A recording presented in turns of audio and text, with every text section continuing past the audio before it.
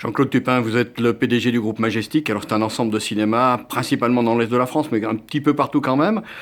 C'est dans vos murs qu'a lieu de la 24e édition du Festival international des cinémas d'Asie.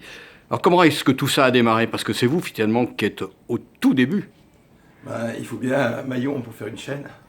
Et donc au tout début, au centenaire du cinéma, en 1995, l'idée de faire un festival de cinéma. Puis la question c'était quand même, d'accord, oui, un festival, mais quand on est ici en plein Franche-Comté, pourquoi avoir choisi l'Asie? Alors ça, c'est à Martine Thérouanne qu'il faut le demander. Elle avait une grande symbiose avec l'Asie et elle voulait absolument que ce soit l'Asie. Alors qu'est-ce que le festival ici peut apporter à votre exploitation ici annuelle à Vesoul? Alors, il faut savoir que moi je viens de la réessai, je me suis toujours battu pour les films à réessai. Donc ça apporte à nos clients un accroissement terrible de savoir et de conquête cinématographique à travers tous les pays que résume ce festival.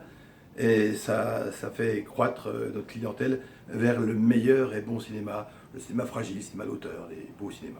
Alors aujourd'hui, on a vécu une journée un petit peu exceptionnelle, les professionnels, puisque vous avez fait se rencontrer et des exploitants, il y avait même un distributeur, pour que justement on aille plus loin que ce festival et que pendant l'année on puisse voir des films d'Asie un petit peu partout en France. Oui, parce que c'était une volonté. On parle de l'Asie, le FICA est reconnu internationalement et tout se passe sur une semaine et après on n'en parle plus d'Asie.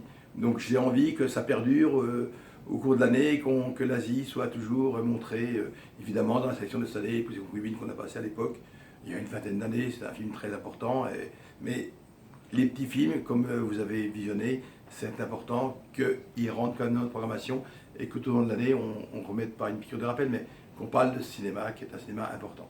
Alors pour vous qui devez voir pas mal de films, quelle est la caractéristique aujourd'hui des films qui arrivent d'Asie, qu'on voit? Alors on voit beaucoup de japonais, mais ça c'était déjà dans les habitudes, mais on voit des chinois, on voit des coréens, on a vu ce matin un film du Bhoutan. Oui.